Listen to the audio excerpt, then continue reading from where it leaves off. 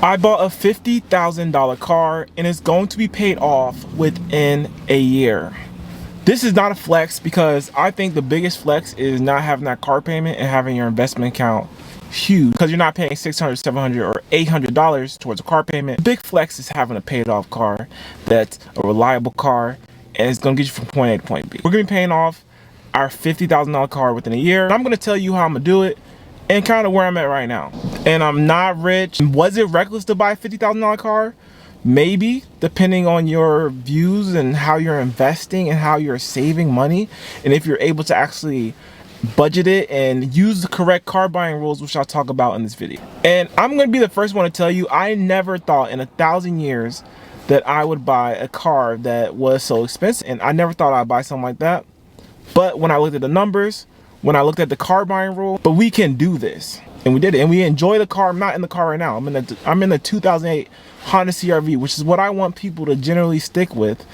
If you go get this new car, you better be able to afford it, because cars are expensive nowadays. So before I actually tell you how I plan on paying this car off within a year, we need to talk about the real cost of buying a car. There's more than just the monthly payment. There's more than just that sticker price and the monthly payment that comes with it. There's the interest rate, which makes a big difference. And I can pull out my loan calculator that I use very often and compare the different payments that you're going to pay and the amount of interest that you're going to pay depending on what interest rate you have. So let me do that real quick. I told you guys we have a $50,000 car. Let's say you put it on 5 years, which we didn't. We'll talk about that later. And the interest rate is 4%. So in 5 years, you're going to pay $5,000 in interest, right? 5 years, $5,000 interest.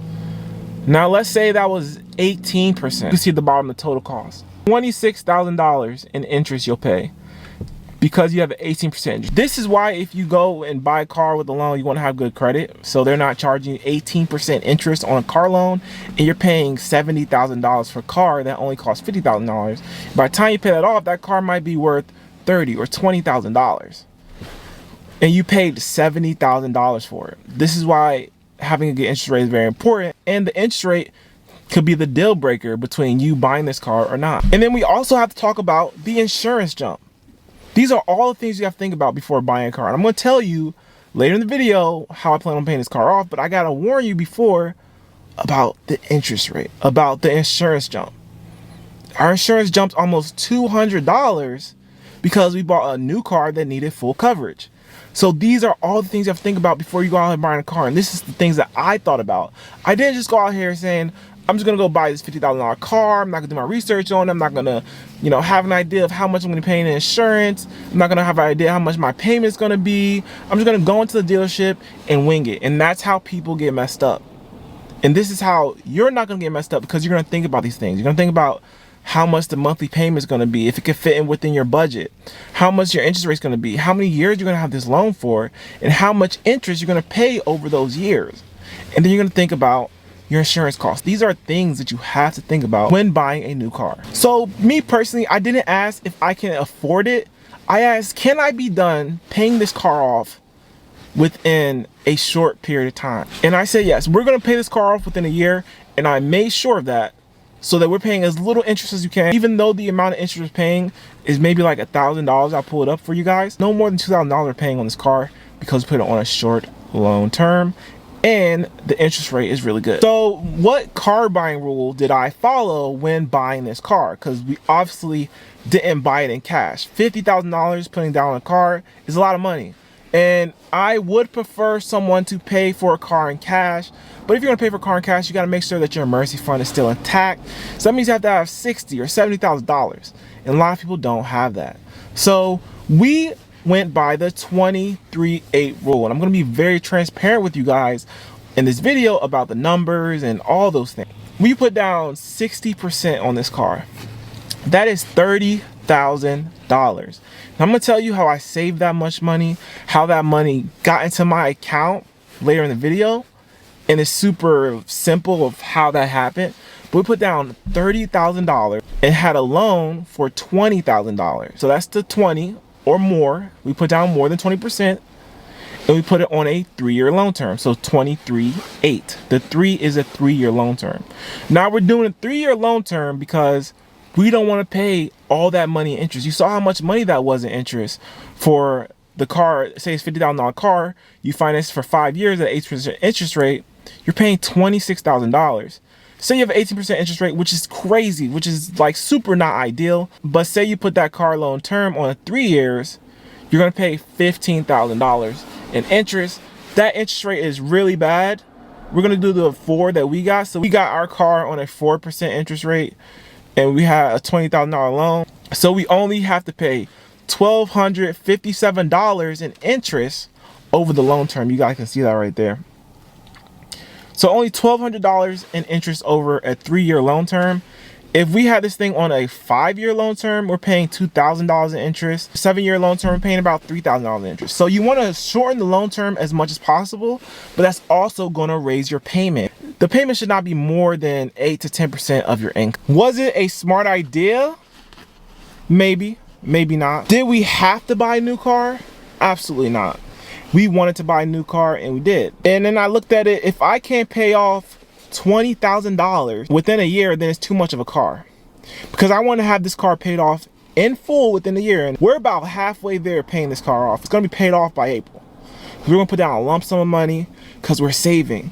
We're really being intentional about what we're doing right now so we can pay this car off as soon as possible and get that $600 payment back into our savings account or back towards our investments. Wherever we want to put it, we want to get it out of this liability. That's what a car is at the end of the day.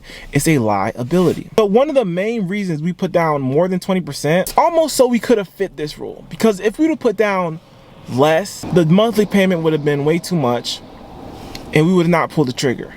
But also, we want to make sure that the car is never underwater. As soon as you drive a car off the lot, it loses its value. As soon as you drive this $50,000 car off the lot, it could be worth $45,000 or $40,000. So you want to put down a good amount of money.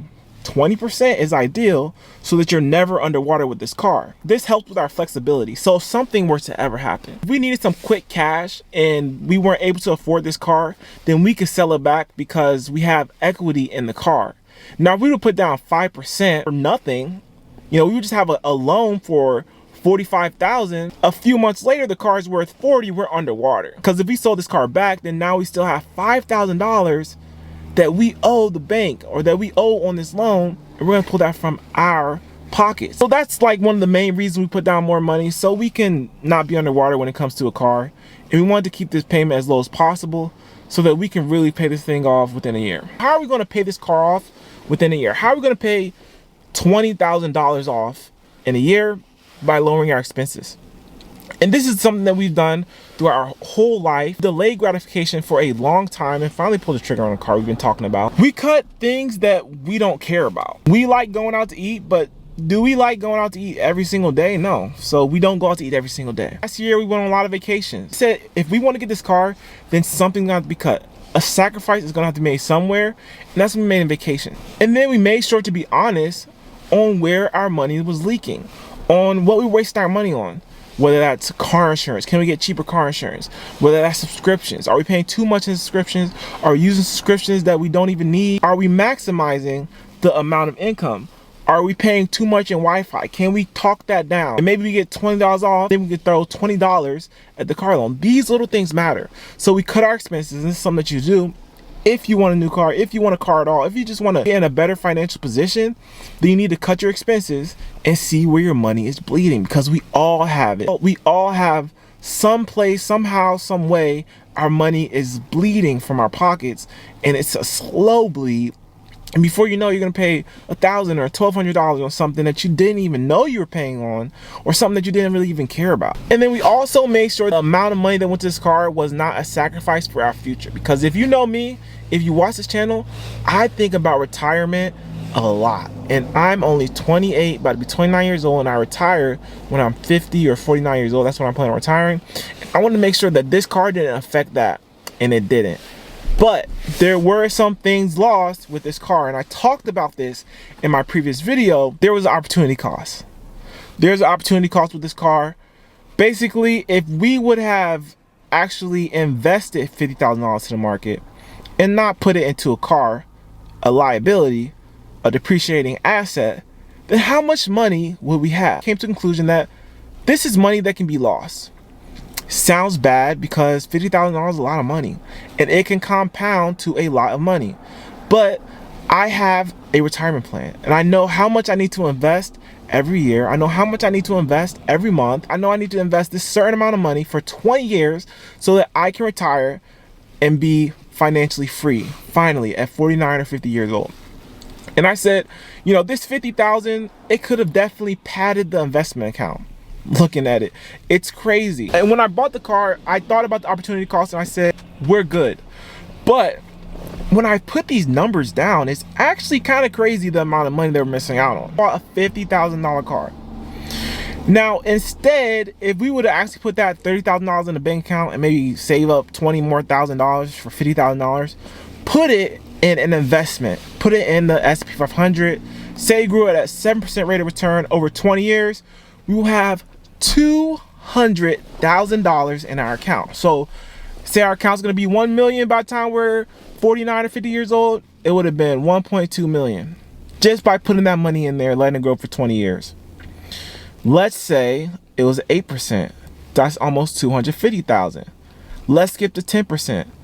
$366,000 is what we missed out on, is money that we're never going to be able to recover because we put it into a depreciating asset. So this is something you guys need to think about before you go out here buying a car. If you had a 12% rate of return for 20 years on $50,000, it will be almost $600,000. Hopefully that gets clear.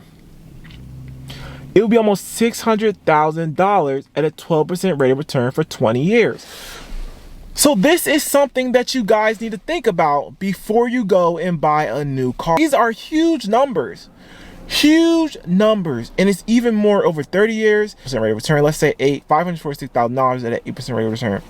This is something that everyone needs to think about before you go out here buying a car, before you're saying, I don't have no money in retirement. You're in your retirement. You're literally driving your retirement. You complain that you don't have retirement. I just showed you the numbers. This is the amount of money that we missed out on. But we said it's okay. And a lot of people are saying okay. But a lot of people aren't investing as well. And we're investing. We're definitely investing in our future. Our 401k is almost at $100,000. Between all investments, we're well over $100,000. So we're hitting our marks at 29 years old. You know, we have some assets and we have some liabilities now, but we're gonna be paying these things off this year. We're gonna be debt free besides the house. And that's the big plan, to be debt free by the age of 30 and not have to owe anybody but, you know, our house. I put a lot of thought into buying a car. I'm all about investing. And I'm not really here for the fun, but there has to be a time when you have fun, and this was our fun purchase. I want to make sure that our emergency fund is intact. So our emergency fund is about $10,000 to $15,000. So once we put our down payment on this car, I want to make sure that we still have an emergency fund. We didn't completely drain our emergency fund. When you buy your car, when you put all your money down in this car, or if you have no money and you don't really have anything saved, you buy a car, of course something's gonna break. Something's gonna mess up in your life and you're gonna need some money. You already put all the money down for this car. So I wanted to make sure that we still had an emergency fund intact. That just really helped us feel more safe and sound, because we have a house and if something broke, we have money left. We have money left over, and all the money is not put into this car. Because life continues to happen. Whether you buy a car or not, life is gonna happen, and we want to make sure that we have money for when life does happen. And finally, you know, one of the things that we didn't fall for was the games that dealership plays. We go to dealership, $50,000 car, this is what I want to pay. I want a $50,000 car. I have my loan, I have my down payment. They come back with the car being $60,000. How does that happen? How do you go from $50,000 to $10,000 more? Because they add all these stupid things that we had no idea about. So we had to literally talk them down back to the base price of what we wanted this car for. So we didn't fall for those dealership games, and that's how we bought this $50,000 car. But let me tell you how it will be paid off in a year. And it's super simple. It's done through aggressive payments. So early on, I was paying $600 plus $1,000 for a good 2 or 3 months. I was paying like $1,600 for this car. I then started to slow down, and I wanted to kind of build that savings account up, because like I said, we just wiped out a lot of money in that savings account. We still had an emergency fund in there, but I wanted to build that up even more. So I just continue making $600 payments. And it's gonna be paid off soon because it's on a 3-year loan term. It's a $20,000 loan. So we made aggressive payments. Say that buying a new car is lifestyle inflation. You make more money, you buy a new car. You make more money, you buy a new house. But I feel like there's smart ways to do it. And I think we did it a smart way. Our opportunity cost that what we missed out on is astronomical. $200,000, $300,000 we're missing out on. But again, we're still investing well over 20% of our income. So we're gonna make sure this car is paid off. Got in May or June. It's gonna be paid off in April. We have about $11,000 left on this car. So my plan on how I'm gonna pay this car off, and we're gonna continue to save in our savings account. Our high yield savings account giving us about a 3% rate of return. The interest rate on the car is giving us about a 4% rate of return. So there's a 1% return gap that, you know, we're gaining a little bit more interest on the car. We're also getting 3% interest on our savings account. Once this car gets down to $10,000 and our savings account gets to where I need it to get to, we're gonna put down a lump sum of $10,000 to pay this vehicle off. That will free up $600 a month, and that $600 a month is gonna roll straight into our savings. It's gonna add on top of our savings, and this car is gonna be paid off within a year. So the biggest way to pay this $50,000 car off is we put down a lot of money up front, and we put it on a short loan term, load our expenses, and we're gonna be putting down a lump sum of money in a few months to pay this car completely off and be debt free from this car within a year. And I want you to challenge yourself to pay your vehicle off in a year. Pay your debts off within a year. Don't linger. And if you haven't bought a car, if you're thinking about buying a car, make sure you follow those rules. The 23-8 rule. That's not something I came up with. I heard that from the money guys. 23-8 rule. 20% down or more. 3-year loan term, and the payment cannot be more than 8 to 10% of, I say, your take-home pay. So I hope you guys enjoyed the video. Hope the video wasn't too long. Hope it was informative. And if you did enjoy the video, make sure you like and subscribe to my channel, and I'll see you guys in the next video.